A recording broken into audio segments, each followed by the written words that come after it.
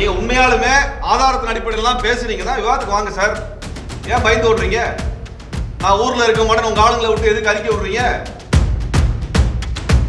ஏன் விவாதத்துக்கு வராம சீமான் ஓடுறார்? ஏன் ஓடி ஒளிகிறார்?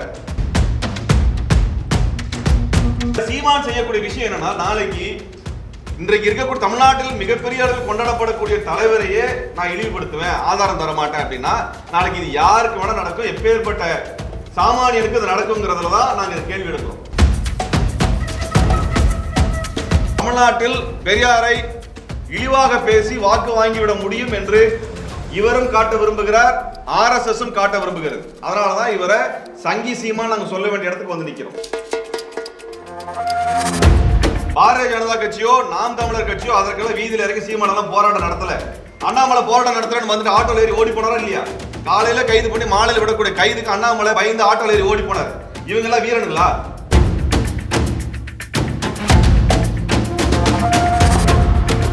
இப்ப வேங்கை வயல் பிரச்சனையாக இருந்தாலும் சரி, அண்ணா பல்கலைக்கழகத்தில் நடக்கிற பிரச்சனையாக இருந்தாலும் சரி, பல்வேறு சமூக சிக்கல்கள் இவ அனைத்திற்கும் தொடர்ச்சியாக குரல் கொடுக்கக்கூடிய அமைப்புகளே எங்களை போன்ற ஜனநாயக அமைப்புகள் தான்.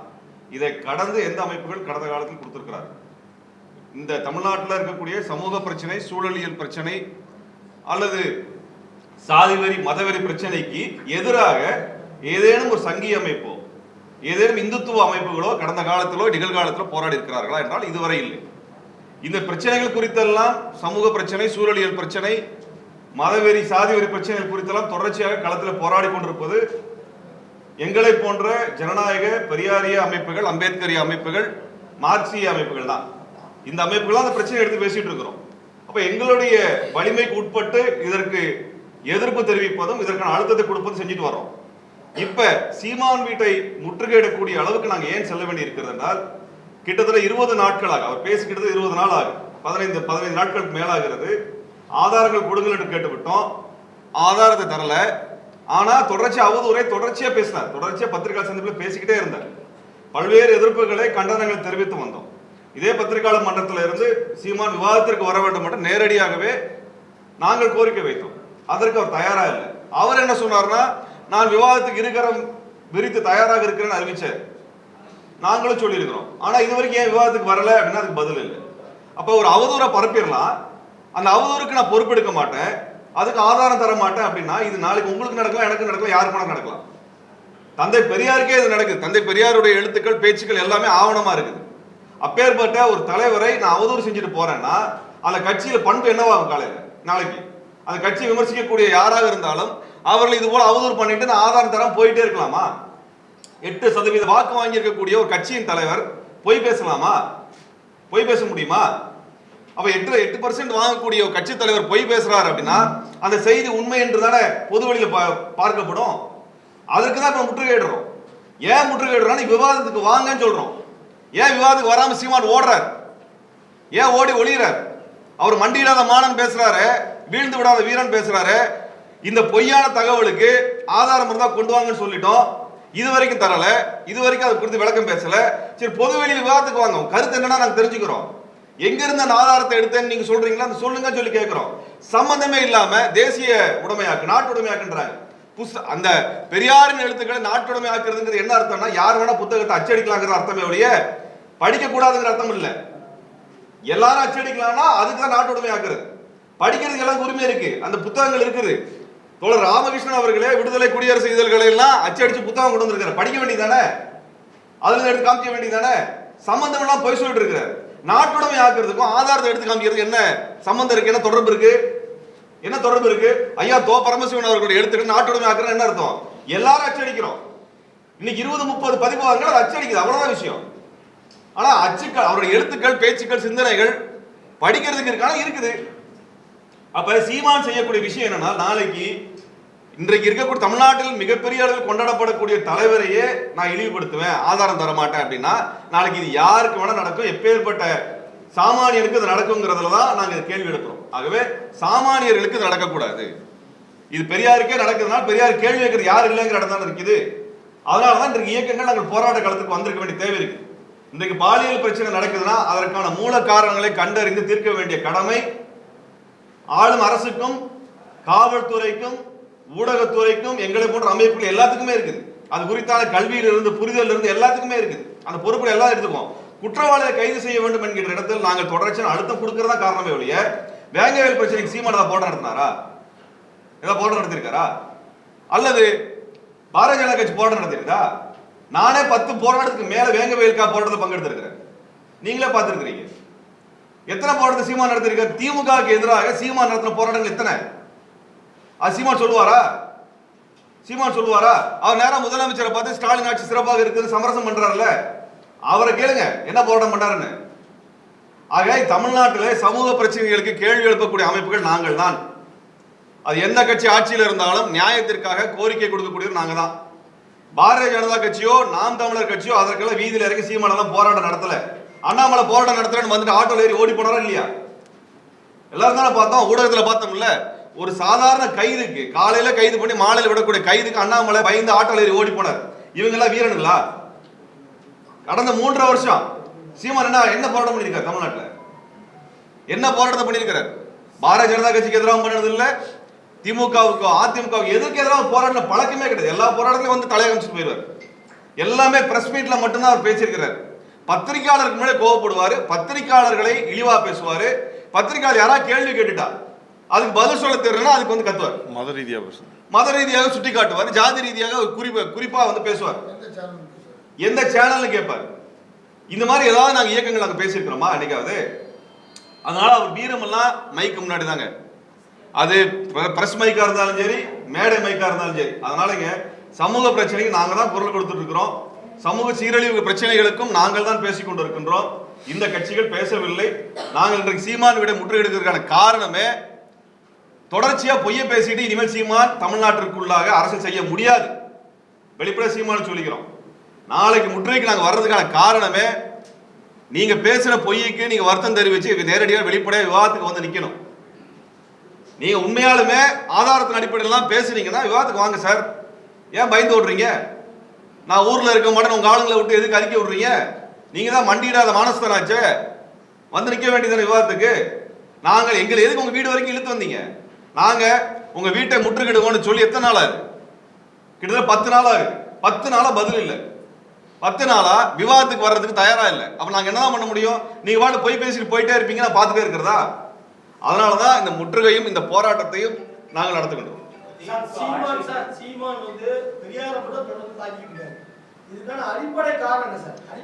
அடிப்படை காரணம் ஒன்னே ஒண்ணுதாங்க. பெரியாரினுடைய சமூக சீர்திருத்த கருத்துக்களை பற்றி, சமூக நீதி, இடஒதுக்கீடு, மற்ற வேலை வாய்ப்பு உரிமைகள், கல்வி உரிமைகள் குறித்து பெரியாரினுடைய சிந்தனைகளுக்கு இவங்களால மறுப்பு சொல்ல முடியல. பாரதிய ஜனதா கட்சி இதுவரைக்கும் மறுப்பு சொல்ல முடியல.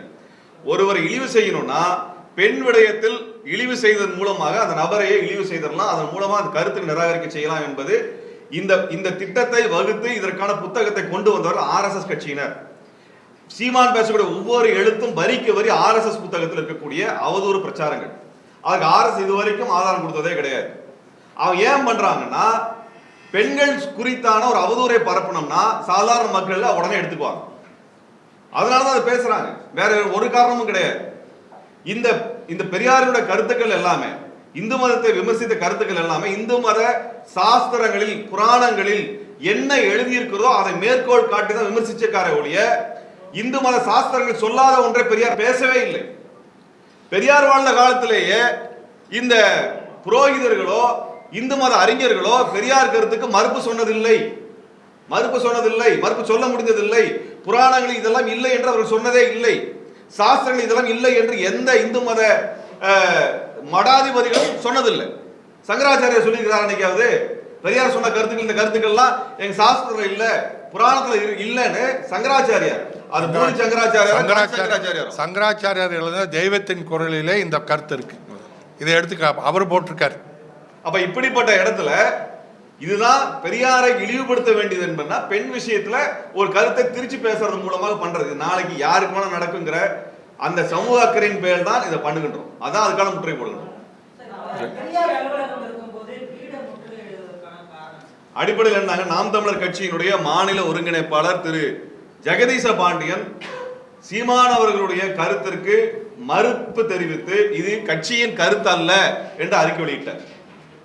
அது கட்சியினுடைய முதன்மை ஒருங்கிணைப்பாளர். கட்சியினுடைய இதர மாவட்ட செயலாளர்கள் சீமானுக்கு ஆதரவாக பேசியதாகவோ எழுதியதாகவோ பெருமளவில் நாங்களால் பார்க்க முடியவில்லை. பல மாவட்ட பொறுப்பாளர்கள் பதவியிலிருந்து வெளியேறுகிறார்கள். அப்ப இது கட்சியின் கருத்தோ கட்சியின் கொள்கை முடிவோ அல்லது கட்சியில பொதுக்குழுவில் எடுக்கப்பட்ட முடிவோ செயற்குழுவில் எடுக்கப்பட்ட முடிவோ அல்ல, சீமானுடைய சொந்த கருத்தாக முன்வைக்கப்பட்டிருக்குது. ஆனால் நாம் தமிழர் கட்சியின் உறுப்பினர்கள் மீது எங்களுக்கு எந்த வருத்தமும் கிடையாது. அந்த தொண்டர்கள் தமிழினத்தின் மீது இருக்கக்கூடிய விருப்பத்தின் அடிப்படையில், நேசத்தின் அடிப்படையில் இவரது பேச்சை கேட்டு ஏமாந்து அந்த கட்சியில போய் சேர்ந்திருக்கிறாங்க. ஆனால் அவர்கள் மீது எங்களுக்கு எந்த வருத்தமும் கிடையாது. அவர்கள் தவறாக வழிநடத்தக்கூடிய, அவர்களை வைத்து பிழைக்கக்கூடிய சீமானை அம்பலப்படுத்துவதற்காகத்தான் இந்த போராட்டத்தை நாங்கள் அவர் வீட்டை நோக்கி நடத்துகின்றோம்.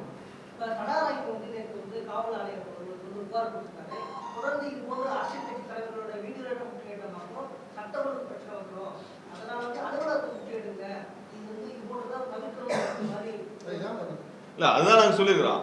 கட்சி ரீதியாக முடிவெடுத்து அறிவிக்கிட்டோம். நாம் தமிழர் வந்து இதுதான் கொள்கை முடிவு அறிவிக்கிட்டோம். அதுக்கப்புறம் நாங்க அவருடைய அலுவலகத்தை முற்றுகிடுவதா வீட்டை முற்றுகிடுவதா முடிவு அதுக்கப்புறம் எடுத்தோம். ரெண்டு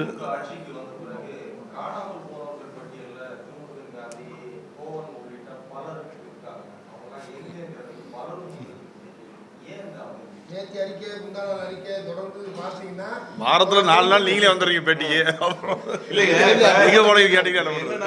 திமுக ஆட்சிக்கு வந்ததுக்கு பின்னாடி நீங்க எல்லாம் எங்க போனீங்க அப்படிங்கிற ஒண்ண திரும்ப திரும்ப திட்டமிட்டு எழுப்புறாங்க. இந்த போராட்டங்கள் நடந்து கொண்டிருக்கிறது. அந்த இடத்தில் செய்தியாளர்கள் எங்க போனாங்கன்னு நான் கேட்க வேண்டியது. நாங்க அதுதான் கேள்வி கேட்க வேண்டியது. எங்களிடத்துல ஏன் செய்தி ஆக மாட்டேங்குன்னு நான் கேட்க வேண்டியிருக்கு. ஒருத்த நாடு பிரச்சனைக்காக நான் அந்த இடத்துக்கு போய் கலெக்டர் ஆபீஸ் போய் எஸ்பி ஆபீஸ்ல போய் மல்லு கட்டி இங்கே ஆர்ப்பாட்டத்தை நடத்தி பத்திரிகையாளர் சந்திப்பு நடத்தி இதே போல சங்கரலிங்கபுரத்துல தீண்டாம்பச்சூருக்கு எதிராக போராட்டம் நடத்தி அந்த களத்துக்கு போய் தூத்துக்குடியில மீனவர் படுகொலைக்காக 10 ஊர்கள்ல போராட்டம் நடத்தி கைதாகி மாஞ்சோலைக்கு நேரா போய் இங்க பத்திரிகை சந்திப்பு நடத்தி கருத்தரங்கு நடத்தி போராட்டம் நடத்தி இது எல்லாமே இதே ஆட்சியில் நடந்ததெல்லாம் ஏன் செய்தியாளர்கள் நீங்க தான் சொல்லணும். அதே மாதிரி கடந்த 7 வருடமாக எந்த ஊடக விவாதங்களிலும் எங்களை கூப்பிடுவதை ஏன் நிறுத்தினார்கள்? பாரதிய ஜனதா கட்சிக்காரர்கள் கொடுத்த அழுத்தத்திற்காக எந்த ஊடக விவாதங்கள்ல எங்களை ஏன் கூப்பிடுறது இல்லை? நாங்க வரமாட்டோம் சொல்லியிருக்க மாட்டேங்கிறது. எந்த ஊடகத்தில் கடந்த 7 வருஷம் கூப்பிட்டுருக்கீங்க சொல்லுங்க? எதுவும் கூப்பிட்டது இல்லை. நாங்க வரமாட்டோம் நினைக்க சொல்லியிருக்கோமா? எங்களே கூப்பிட்டது இல்லை. அதுக்கு ஏதாவது பதில் வரணும்ல. பிஜேபி காரங்க லெட்டர் போட்டிருக்காங்க, திருமுருகனை கூப்பிடக்கூடாது, கோவை ராமகிருஷ்ணனை கூப்பிடக்கூடாது, குழந்தை அரசனை கூப்பிடக்கூடாதுன்னா அது ஏத்துக்கிட்டீங்க. நாங்க என்ன பண்ண முடியாதுக்கு? எங்களை ஏன் கூப்பிடல நீங்க தான் சொல்லணும். பரந்தூர் திட்டம் இருக்குது, என்னைக்கா கூப்பிட்டு கேட்டுருப்பீங்களா? விவாதம் கூப்பிட்டுருப்பீங்களா? என் கருத்து என்னன்னு கேட்டுருப்பீங்களா? அதுக்கு நாங்க என்னங்க பண்ண முடியும்? நாங்க எப்பவும் போல வருஷத்துக்கு கிட்டத்தட்ட 250 இருந்து 300 கூட்டங்கள், போராட்டங்கள், ஆர்ப்பாட்டங்கள்ல இருக்கிறோம். இதே பத்திரிகையாளர் சந்திப்புல கடந்த 20 நாட்கள்ல 6-7 பத்திரிகையாளர் சந்திப்பு நாங்க வந்திருக்கிறோம். நாங்க என்ன செய்ய முடியும் இதுக்கு மேல? நாங்க வந்து பத்திரிகை ஆபீஸ் வாசல்ல தான் உட்காரோம்.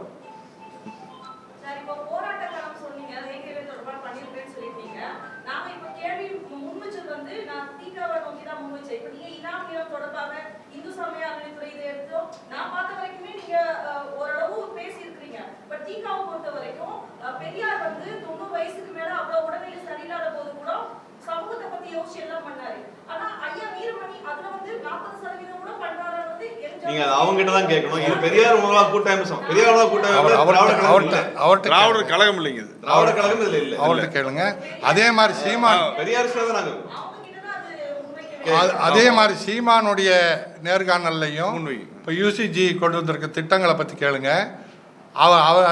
அவங்க கொண்டு இருக்கக்கூடிய தமிழுக்கு இல்லாமல் சமஸ்கிருதத்துக்கு நிதி அதிகமாக ஒதுக்குறாங்க, தமிழை புறக்கணிக்கிறாங்க. அதை பற்றியெல்லாம் சீமான்கிட்ட ஒன்றிய அரசினுடைய அந்த கேள்வியெல்லாம் நீங்கள் சீமான்கிட்ட கேட்கறது இல்லை. ஏன்னா அவர் இப்போ ஒன்றிய அரசுக்கு ஆதரவாக நிற்கிறார். இந்த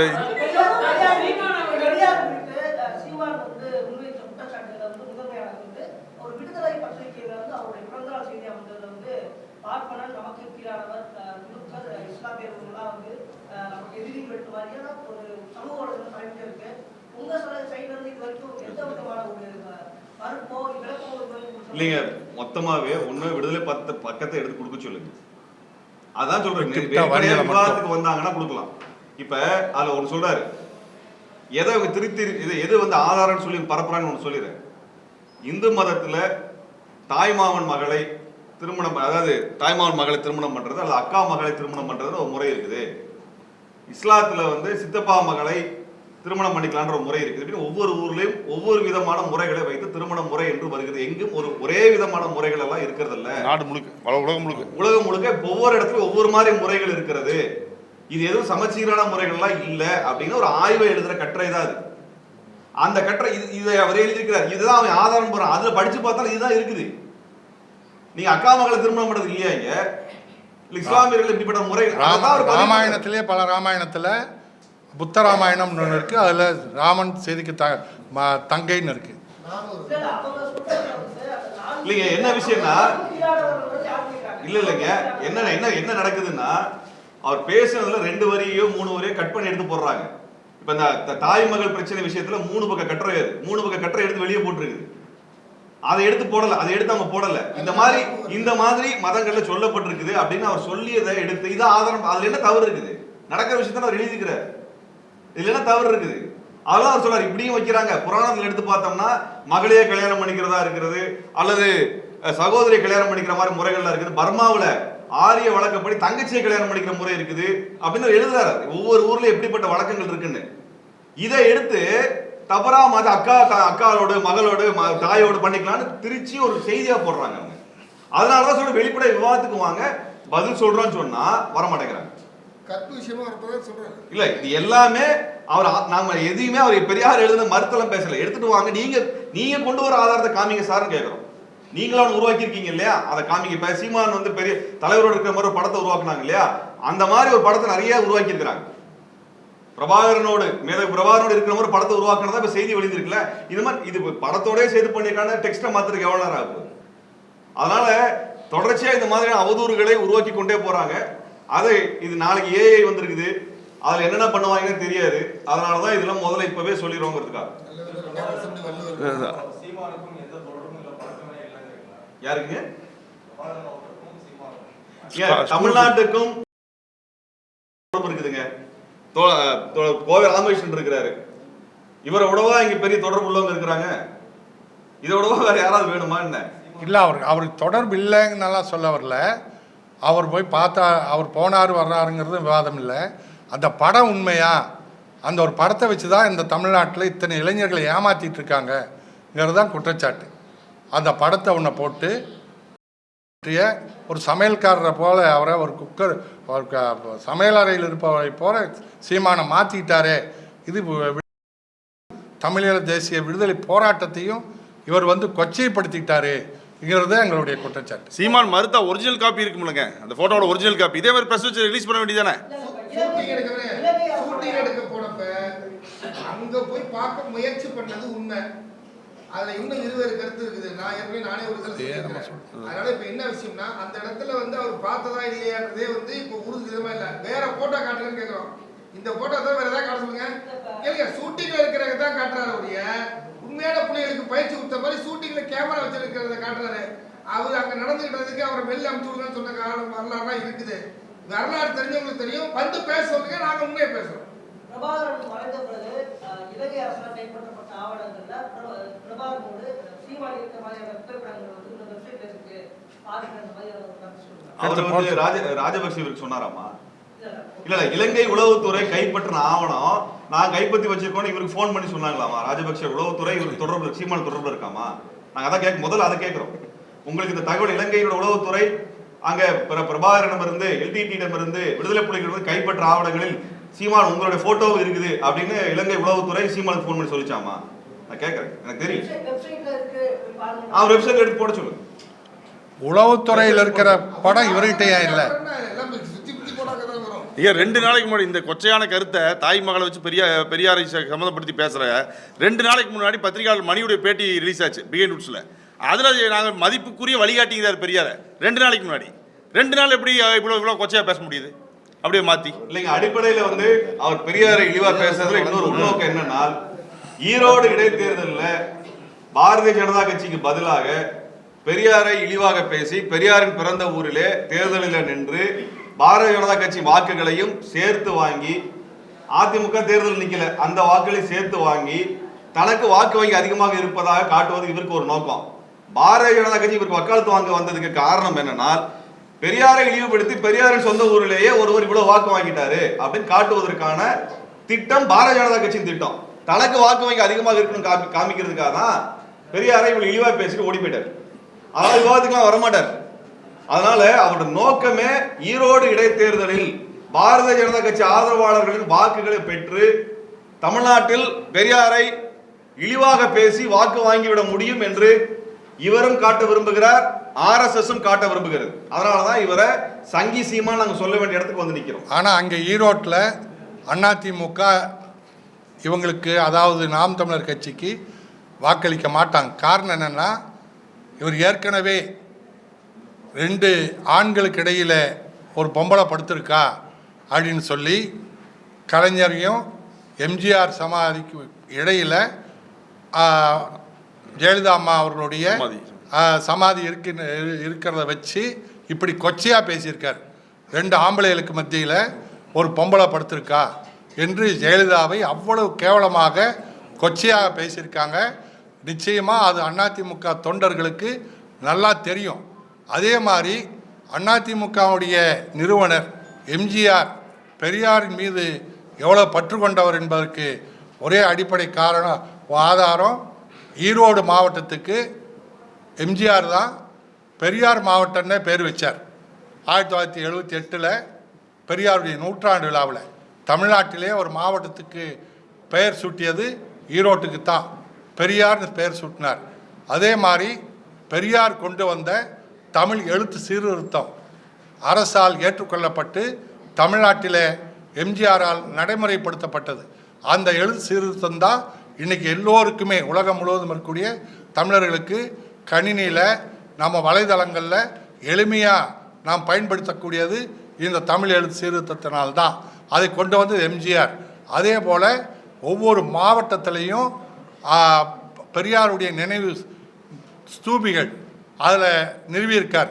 அதில் திராவிட சமுதாயமாகிய இந்த சமுதாயத்தை மற்ற இனங்களைப் போல மானமும் அறிவும் உள்ள இனமாக மாற்றுவதற்கு எனக்கு தகுதி இருக்கோ இல்லையோ நான் வந்திருக்கேன்னு ஐயா சொன்ன வாசகம் ஒவ்வொரு மாவட்டத்திலும் தலைநகரத்திலையும் பெரிய எம்ஜிஆர் தான் நிறுவியிருக்கார்.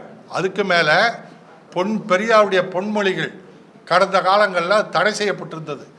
எம்ஜிஆர் வந்து தான் 1979 பெரியாரினுடைய பொன்மொழிகள் என்ற புத்தகத்தை தடையை நீக்கி கொண்டு வந்தார். இப்படி பெரியார் மீது அன்பு கொண்டவர், பாசம் கொண்டவர் எம்ஜிஆர் அவர்கள். அது அதிமுக தொண்டர்களுக்கு தெரியும். அதனால் நிச்சயமாக ஈரோட்டில் அவங்க சீமானுக்கு வாக்களிச்சிட மாட்டாங்க.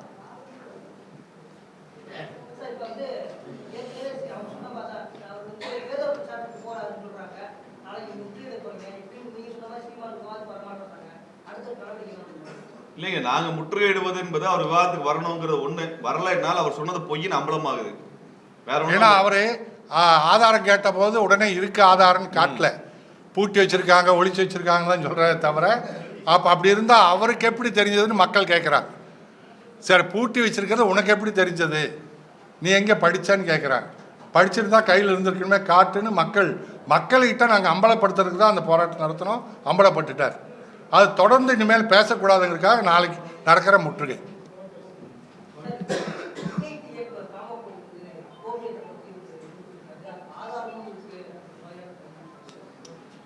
இல்ல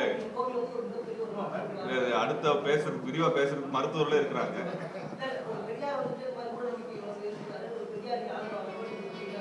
கண்டிப்பா எங்களுக்கு கடமை இருக்கு. ஒண்ணுங்க, சிறுநீர் அப்படிங்கிறது உடம்பு கழிவாக வெளியேற்றுவது ரொம்ப எளிமையான விஷயம், அவ்வளவுதான். சிறுநீர்ங்கிறது உடம்புக்கு தேவையில்லாத விஷயங்களை வெளியேற்றுவது, அது நீராக வெளியேற்றுவது, சிறுநீராக வருகிறது, திடப்பொருளாக மலமாக வெளியில் வருது. அதை போய் யாராவது திம்பானுங்களாங்க, குடிப்பானுங்களா? இந்த அறிவு கூட இல்லைன்னா என்னதான் பண்ணணும். அதனால இது வந்து அவங்களுக்கு வந்து ஒரு அவங்களோட முட்டாள்தனத்தினுடைய அப்பட்டமான வெளிப்பாடு. ஐஐடினா பெரிய அறிவாளி கிடையாதுங்க. பல முறை நாங்க சொல்லிட்டோம், ஐஐடினா அறிவாளி நினைச்சிட்டு இருக்கிறோம், அறிவாளிலாம் கிடையாது. அவங்க இந்தியாவுக்கா எதையும் இல்லை கண்டுபிடிக்கலாம் இல்லை. சாதாரணமா நம்ம அரசு பள்ளிக்கூடத்தில் படிச்சுட்டு போனவங்க, அண்ணா பல்கலைக்கழகத்தில் படிச்சுட்டு போன நம்ம இன்ஜினியர்ஸ் தான் ராக்கெட்லாம் விட்டுருக்காங்க. ஐஐடியிலிருந்து வந்தவங்கலாம் விட்டதில்லை, நாங்களும் இன்ஜினியரிங் படிச்சு வந்தவங்க தான். அவங்க என்ன தரத்தில் இருக்கான்னு எனக்கு நல்லாவே தெரியும். அதனால அது ஐஐடி சொல்றாங்க நம்பிடாதீங்க, அப்படிலாம் அவங்க எது வேலையும் பார்க்கல. மதுரை அருகே வந்து ஒரு பட்டியலின சமூக சிறுவனை வந்து சிறுநீர் கழித்து இன்னொரு சமூக பசங்க வந்து ரொம்ப கேவலப்படுத்திருக்காங்க. ஆனா இதுல காவல்துறை போய் கம்ப்ளைண்ட் கொடுத்தும் காவல்துறை அதற்கான நடவடிக்கையை வந்து அப்படின்னு சொல்லி மார்க்சிய தோழர்கள் வந்து வலியுறுத்துறாங்க. மார்க்சிய கூட்டணி கட்சிகள் இருந்து வலியுறுத்தி தான் இந்த ஆக்ஷன் எடுக்கணும் அப்படின்ற நிலைமையில திமுக இருக்கா? இன்னொரு காவல் அவர் சொல்லிட்டு நீங்க சொல்லுங்க. அதுபோல சிறுநீர் நிகழ்வு கணக்கு காவல்துறை கருத்து தெரிவிச்சிருக்காங்க. சொல்லு. பெரம்பலூர்லயே இதே மாதிரி காவல்துறை பிரிவிலேயே ஒரு பட்டியலான இளைஞர் படுகொலை செய்யப்பட்டார். தொடர்ச்சியா இது போன்ற சம்பவம் தமிழ்நாட்டுலங்க சாதிய அண்ணா யூனிவர்சிட்டியும் காவல்துறை சரியாக செயல்படலன்னு சொல்லி தான் ஆல்ரெடி போராட்டங்கள் நிறைய நடந்துட்டு இருக்கு. இப்போ இந்த மாதிரி காவல்துறையை வந்து சரியாக உரிய நடவடிக்கைகளோ இல்ல அதற்கான இதோ கொடுக்கலன்னா அப்போ காவல்துறை முதலமைச்சரின் கைகளில் இருந்து அவிழ்த்து விடப்பட்டதா? இல்லையா, இது ஒன்னே ஒரு தான். இது ரொம்ப நாளா நாங்க இந்த ஒவ்வொரு பத்திரிகா சந்திப்பு இதை மையப்படுத்தி தான் நாங்க பேசிட்டு இருக்கோம். தமிழ்நாட்டுல சாதிக்கு எதிரான சாதிய ரீதியான வன்முறைகள் அதிகமாகிக்கிட்டே போயிட்டு இருக்கு. இது சமூக சிக்கலாகவும் பார்க்க வேண்டியிருக்கு. ரெண்டாவது, அரசியல் சாசனத்தின் அடிப்படையில் நடவடிக்கை எடுக்க வேண்டிய காவல்துறை உரிய நேரத்தில் உரிய குற்றவாளிகளை கைது செய்வதில்லை. இது இன்றைக்கல்ல நீண்ட காலமாவே இது ஒரு பெரிய குறைபாடாகவே இருக்கு. திமுகவின் கூட்டணியில் இருக்கக்கூடிய கட்சிகள் தான் எதிர்கட்சிகளாகவும் சேர்ந்து வேலை செய்கிறாங்க. மக்களுக்கான குரலாகவும் அவர்கள் தான் பதிவு செய்கிறாங்க. இதை அதிமுக செஞ்சிருக்கணும், ஏன் செய்யலன்னு தெரியல. பாஜக செய்ய போறது இல்லை, நாம் தமிழரை பத்தி கவலைப்பட போறது இல்லை.